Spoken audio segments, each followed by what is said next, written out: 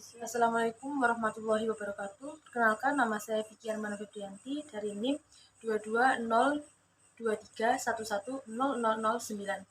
Saya dari kelas B, jurusan Prodi Ekonomi Pembangunan. Di sini saya akan mengerjakan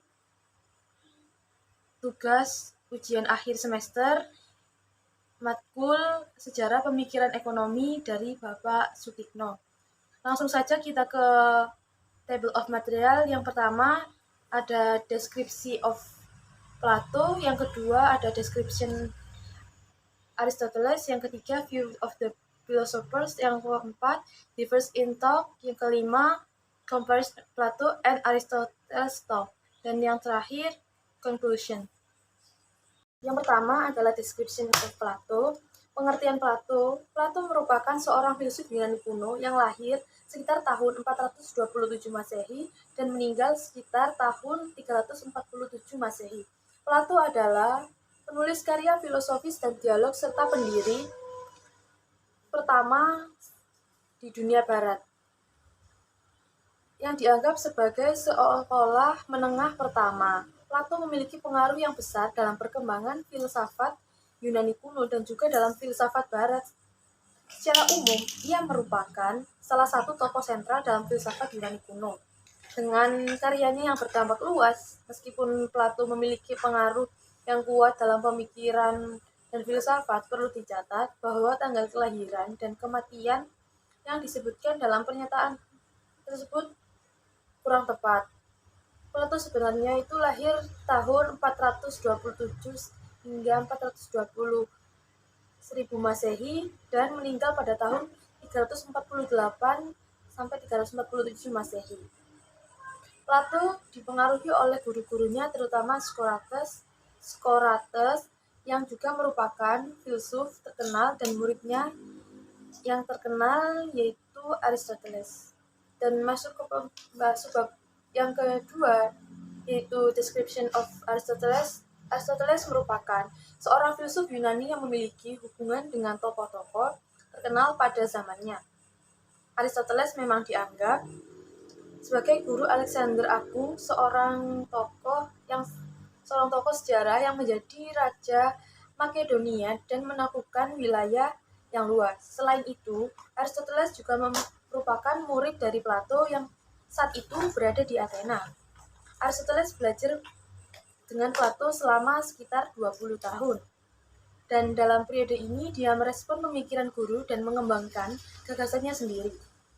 Dia merupakan penulis yang produktif, menulis tentang berbagai topik termasuk fisika, etika, biologi, dan filsafat secara umum.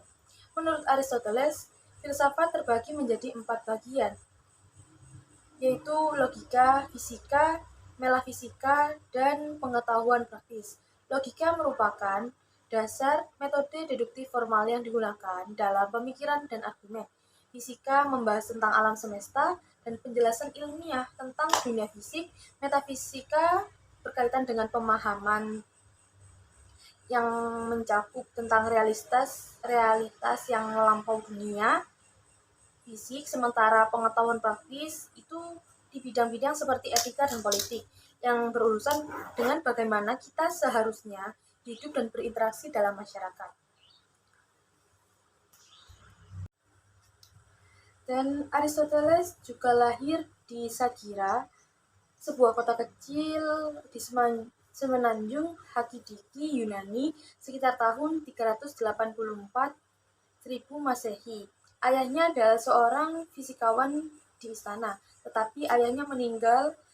Keluarga Aristoteles pindah ke Atarneus di Anatolia.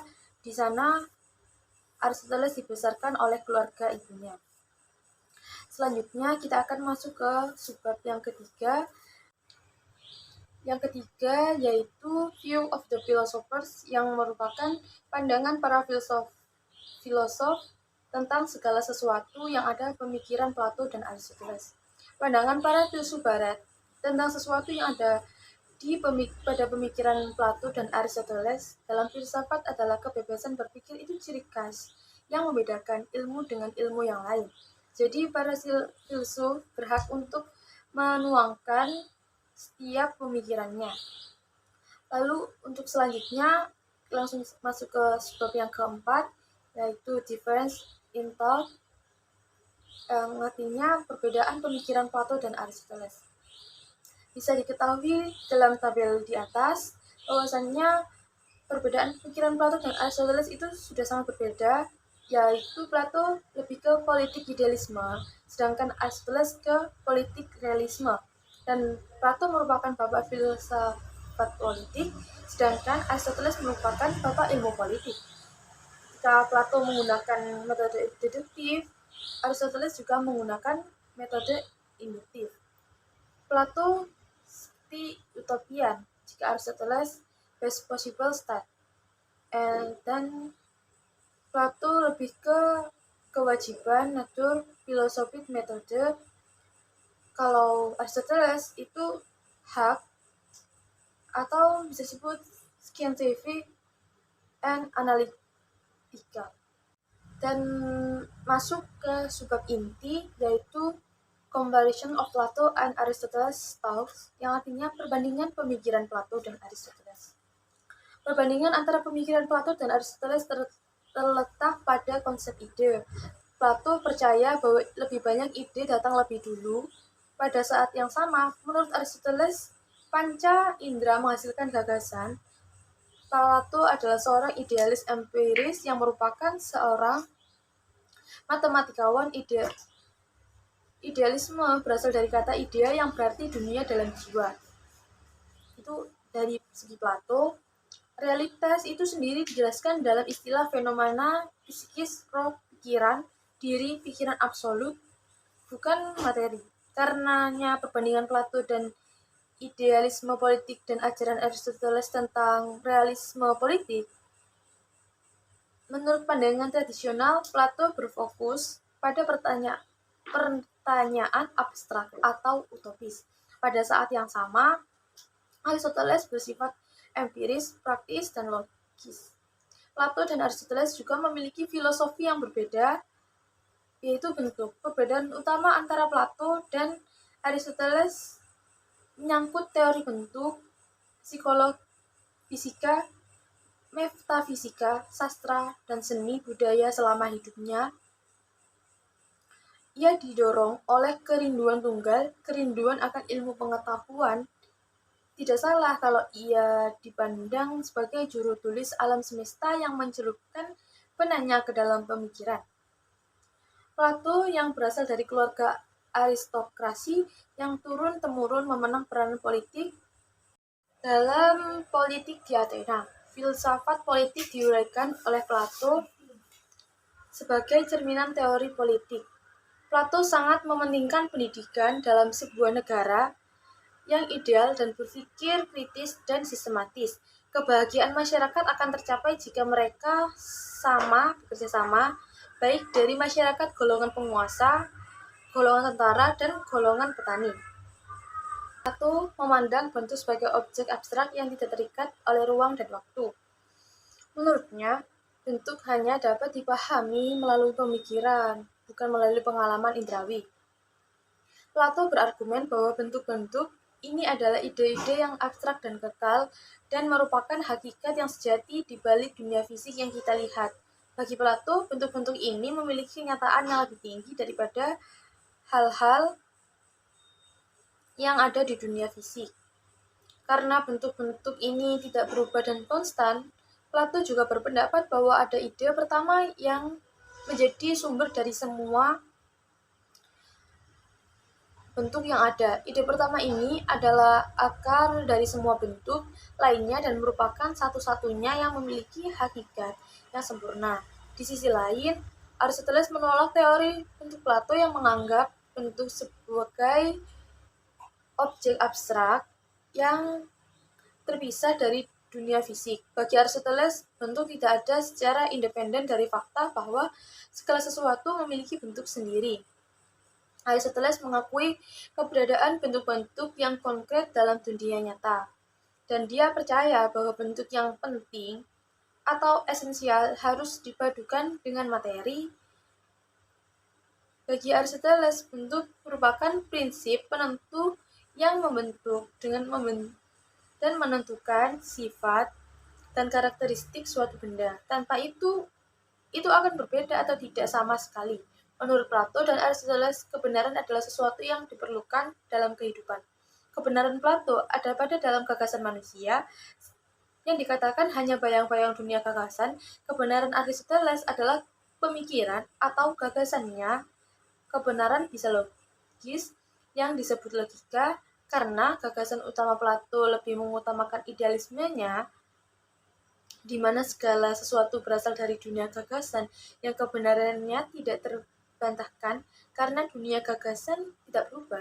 Sebagai gagasan utama Aristoteles, ia menganggap realismenya sebagai sumber penjelasan kebenaran. Meskipun sifatnya berubah, Aristoteles mengatakan bahwa segala sesuatu harus dipikirkan. Karena itu ia juga disebut bapak ilmu politik. Selanjutnya kita akan membahas cause of the difference, yaitu penyebab terjadinya perbedaan antara Plato dan Aristoteles mengenai hakikat segala sesuatu. Perbedaan antara Plato dan Aristoteles terutama berkaitan dengan pandangan mereka tentang hakikat segala sesuatu, terutama pandangan mereka terhadap ide dan seni. Plato percaya bahwa ide-ide adalah hakikat dari segala sesuatu di dunia ini. Menurutnya, realitas yang nyata terletak pada ide-ide yang abstrak dan kekal. Sedangkan dunia fisik yang kita lihat hanyalah bayangan atau salinan dari ide-ide tersebut. Di sisi lain, Aristoteles berpendapat bahwa realitas sebenarnya terletak pada dunia nyata yang dapat kita amati. Selain itu, kita akan juga membahas bagaimana pandangan Plato dan Aristoteles mengenai hakikat segala sesuatu. Untuk pandangan Plato tentang sifat benda, keindahan benda terletak pada dunia ide. Dari awal tadi emang pendapat Plato selalu terletak pada ide. Ia berargumen bahwa kesederhanaan adalah ciri keindahan yang baik di alam semesta, dalam karya seni. Jadi sebenarnya dalam pemikiran manusia, segala sesuatu yang berada di luar manusia hanyalah bayangan. Tetapi karena pemikiran Aristoteles berdasarkan pada pandangan yang melihat segala perubahan terjadi di alam, menurut Plato ada dua jenis sifat manusia, yaitu akal dan kesenangan, yang bisa disebut dengan keinginan. Karena jiwa manusia merupakan entitas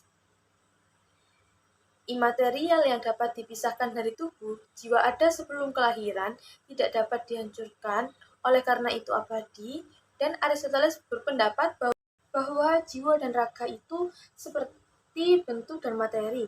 Bisa disebut hylomorphisme, yaitu jiwa dan manusia itu tidak abadi karena tidak ada kehidupan setelah kematian. Kematian adalah akhir dari segalanya. Dalam LA Politika, Aristoteles mengatakan bahwa negara adalah sekelompok orang yang dibentuk untuk tujuan yang baik, di mana orang yang selalu berusaha untuk kebaikan yang tertinggi. Tujuan negara adalah tujuan rakyat sebagai pelaku utama kehidupan bernegara. Sementara itu, menurut Plato, hakikat negara adalah negara mengatakan bahwa besar kecilnya negara harus diukur atau disesuaikan menurut dapat tidaknya negara mempertahankan kesatuan internal yang intinya adalah keluarga besar. Selanjutnya, dan slide di atas tercantum Alexander Plato said, pada akhir hari kita akan dikenang bukan oleh apa yang kita miliki, tetapi oleh apa yang kita bagikan. Jadi, Alexander Plato kata, suatu akhir hari nanti kita itu akan dikenang bukan oleh apa yang kita miliki sekarang, seperti kayak fashion, bagaimana kita sekarang menjalankan kehidupan sama orang lain, bukan itu, tetapi oleh apa yang kita bagikan. Misalnya ketika kita mencapai prestasi, ketika kita bisa membuat suatu artikel yang bisa dikenang hingga nanti. Jadi seperti itu maksud dari Alexander Plato. Dan yang terakhir itu ada conclusion from my presentation. Jadi setelah membandingkan pemikiran Plato dan Aristoteles tentang hakikat segala sesuatu, yaitu hakikat segala sesuatu menurut Plato, saya dapat menyimpulkan bahwa keindahan sesuatu terletak pada dunia ide. Ia berpendapat bahwa kesederhanaan adalah ciri keindahan di alam semesta maupun dalam karya seni. Namun, menurut Aristoteles dan Plato, terdapat dua kodrat manusia, yaitu akal dan kesenangan. Karena jiwa manusia merupakan entitas imaterial yang dapat dipisahkan dari badan, karena jiwa sudah ada sebelum lahir, maka jiwa tidak dapat binasa yang artinya kekal. Dan Aristoteles berpendapat bahwa jiwa dan raga itu sebagai bentuk dan materi hilemorfisme, yaitu jiwa manusia tidak abadi. Tidak ada kehidupan setelah kematian. Tujuan penelitian ini adalah untuk menganalisis perbandingan gagasan berdasarkan gagasan Plato dan Aristoteles. Plato percaya bahwa lebih banyak ide datang lebih dulu. Pada saat yang sama, menurut Aristoteles, panca indera pertama-tama menghasilkan gagasan. Plato adalah seorang idealis imperialis yang bersifat matematis. Baik, mungkin itu saja kesimpulan yang bisa diambil dari perbandingan pemikiran Plato dan Aristoteles. Untuk selebihnya, mohon maaf jika saya ada kesalahan dalam pengucapan, dan mohon maaf bila materi yang saya jelaskan ada kesalahan. Saya akhiri, wassalamualaikum warahmatullahi wabarakatuh, and thank you for your listening and watching my video.